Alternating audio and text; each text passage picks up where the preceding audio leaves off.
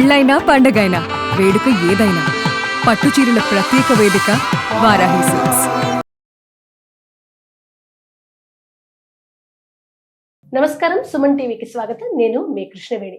2026 మే 16 నుంచి మే 31వ తేదీ వరకు ధనుస్సు రాశి వారికి ఎలా ఉండబోతోంది, పరిహారాలు ఏంటి, ఈ అంశాన్ని తెలియజేయడానికి ఈ రోజు మనతో పాటు ఉన్నారు సంకల్ప మందిర్ నిర్వాహకులు, ప్రముఖ జ్యోతిష శాస్త్రవేత్త, ఆధ్యాత్మికవేత్త బ్రహ్మశ్రీ నందిభట్ల శ్రీహర్ శర్మ గారు ఉన్నారు. గురువు గారితో మాట్లాడదాం. గురువు గారు నమస్కారం. వాగర్థావివ సంపృక్తౌ వాగర్థ ప్రతిపత్తయే జగతః పితరౌ వందే పార్వతీ పరమేశ్వరౌ. ఆదిత్యాయ చ సోమాయ మంగళాయ బుధాయ చ గురు శుక్ర శనిభ్యశ్చ రాహవే కేతవే నమః. శృంగేరి జగద్గురు పీఠాధిపతులకి, కంచి పీఠాధిపతులకి నమస్కారములు తెలియజేసుకుంటూ కార్యక్రమాన్ని ప్రారంభిద్దాం. గురువు గారు, ధనుస్సు రాశి వారికి మే 16 నుంచి 31 వరకు ఎలా ఉండబోతుందో తెలియజేస్తారా? ప్రధానంగా ఈ ధనుస్సు రాశి వారికి సంబంధించి ఏ విధమైనటువంటి ఫలితాలు కలుగుతాయి ఈ 16 నుంచి 31? ఎందుకంటే గ్రహాలు మారాయి. గత నెలలో కంటే కూడా ఇప్పుడు గ్రహాలు మారినాయి కాబట్టి ఏ విధంగా దాని యొక్క ప్రభావం ఉండబోతుంది అనే విషయం తెలుసుకునే ముందు స్థితిగతులు ఎలా ఉన్నాయి. కుంభంలో రాహువు, సింహంలో కేతువు, శని మీనరాశిలో, కుజుడు మేషరాశిలో, రవి బుధుడు ఈ యొక్క సంబంధించినటువంటి వృషభ రాశిలో, గురువు మిథున రాశిలో సంచారం, గురువు శుక్రుడు మిథున రాశిలో సంచారం చేస్తున్నాడు. ప్రధానంగా అందరికీ తెలిసిందే ఈ యొక్క ధనుసు రాశి వారికి అర్ధాష్టమ శని. ఏం జరుగుతుంది? అర్ధాష్టమ శని ప్రభావం వలన చేస్తున్నటువంటి వృత్తి, ఉద్యోగ, వ్యాపారాల్లో కాస్త ఆటంకాలు ఉంటాయి.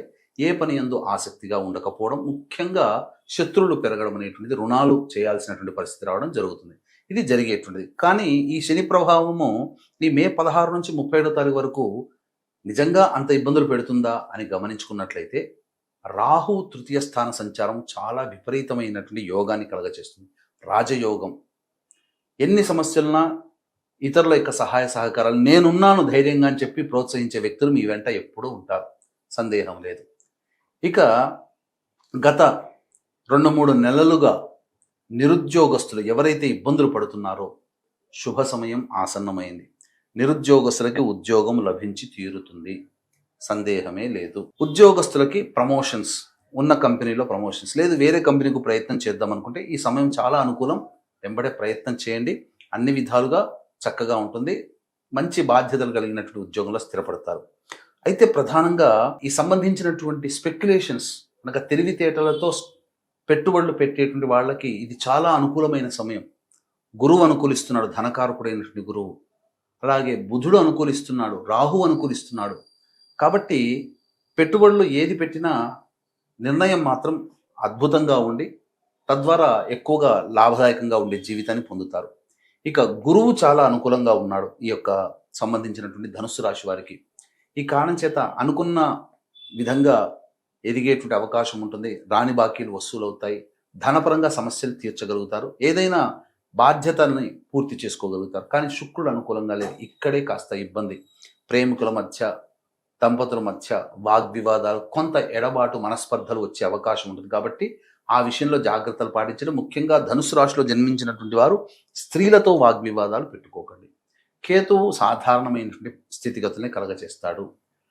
అనుకోని విధంగా, అంటే దైవానుగ్రహాన్ని పొందే ప్రయత్నం చేస్తే ఖచ్చితంగా కేతువు అక్కడ ప్రజెంట్ అయి మీకు సహాయ సహకారాలు. అందుకనే ఈ ధనుసు రాశి వారు దైవానుగ్రహాన్ని తప్పక పొంది తీరాలి.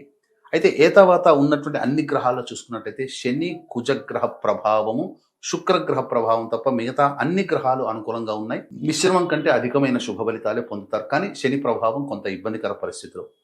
అలాగే విద్యార్థులు కష్టపడిన దానికి ఫలితాలు తప్పకుండా సంభవిస్తాయి. వివాహం కావాల్సిన అబ్బాయిలకి, అమ్మాయిలకి ప్రయత్నం చేస్తే ఖచ్చితంగా సంబంధ బాంధవ్యాలు నిశ్చయం అవుతాయి, అందులో సందేహం లేదు. అయితే ముఖ్యంగా దగ్గర వాళ్ళ మాట విని సంబంధాలు చెడగొట్టుకోకండి. మీ నిర్ణయం తీసుకోండి, శుభం కలుగుతుంది. మీ నిర్ణయం మంచే జరుగుతుందని చెప్పవచ్చు. ఇక తర్వాత ప్రధానంగా గమనించుకున్నట్లయితే ప్రతి వ్యక్తికి కూడా దైవానుగ్రహం కావాలి. ధనుసు రాశి వారికి అర్ధాష్టమ శని ప్రభావం ఉంది. కావున దీన్ని దృష్టిలో పెట్టుకొని మే 16వ తారీఖు రోజున శని జయంతి, భరణి నక్షత్రం ఉన్నటువంటి రోజున మేష, మిథున, కర్కాటక, సింహ, కన్య, వృశ్చిక, ధనస్సు, కుంభ, మీన రాశుల్లో జన్మించిన వారికి శనిదోష నివారణ పూజలు, అలాగే మీ జాతకరీత్యా కలుగు విద్య, వివాహ, ఉద్యోగ, దాంపత్య, అనారోగ్య సమస్యల నివారణకి సర్వదోష నివారణ పూజల, హోమాలు జరిపించి శక్తిపాతం చేసినటువంటి కరుంగలి మాల ఇవ్వడం జరుగుతుంది. ఈ కార్యక్రమంలో సాయంకాలం 6 గంటల లోపల 16వ తారీఖు రోజున 6 గంటలకి కార్యక్రమం ప్రారంభమవుతుంది కాబట్టి 5 గంటల లోపల మీరు నమోదు చేసుకోవచ్చు. అలాగే పితృదేవతా నక్షత్రము 23వ తారీఖు ఉంది. ఆ రోజున పంచశాప నివృత్తి కార్యక్రమాలు జరగబడుతున్నాయి. ముఖ్యంగా ఎవరి కుటుంబంలోనైతే కుటుంబ సభ్యుల మధ్య అనురాగము, ప్రేమ ఉండదు, పెళ్లి సంతానం కోసం ఎక్కువగా కష్టాలు పడుతూ ఉంటుంటారో, అన్నీ దగ్గర దాకా వచ్చి వెనక్కి వెళ్ళిపోతుంటాయో, ఒక సమస్య తీరిందంటే ఇంకో సమస్య మళ్ళీ మొదలవుతుందో, ప్రశాంతత లేని జీవితాన్ని ఎవరైతే గడుపుతుంటారో వాళ్ళ కుటుంబంలో పంచశాపాలు ఉన్నట్టు లెక్క. కాబట్టి మే 23వ తారీఖు రోజున పంచశాప నివృత్తి కార్యక్రమాలు కూడా మనం జరిపించడం జరుగుతుంది. అవకాశం ఉంటే వీటిలో కూడా నమోదు చేసుకోవచ్చు.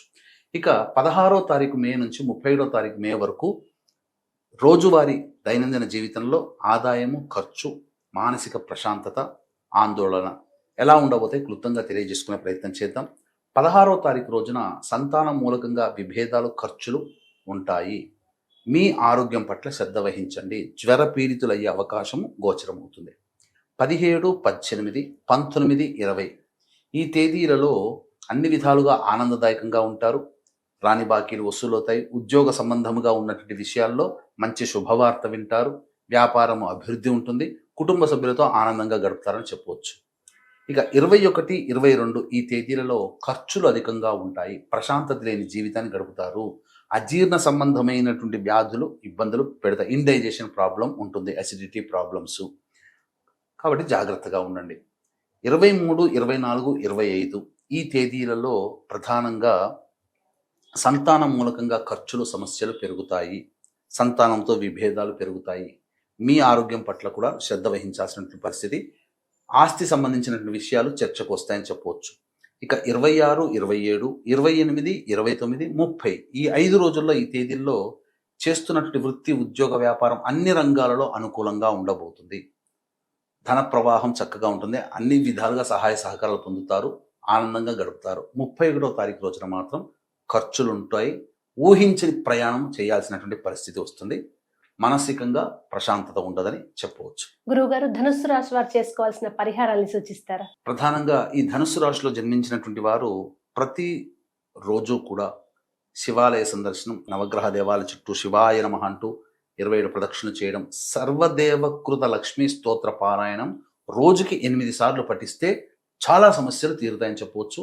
అవకాశం ఉంటే మే 16వ తారీఖు రోజున జరిగే శనిదోష నివారణ కార్యక్రమాలలో, మే 23వ తారీఖు రోజున జరిగే పంచశాప నివృత్తి కార్యక్రమాల్లో మన పీఠమాద్రంలో జరిగే వాటిలో వివరాలు తెలుసుకుని నమోదు చేసుకోవచ్చమ్మా. ధన్యవాదాలు గురువుగారు. సర్వం శ్రీ ఉమామహేశ్వర పర బ్రహ్మార్పణమస్తు.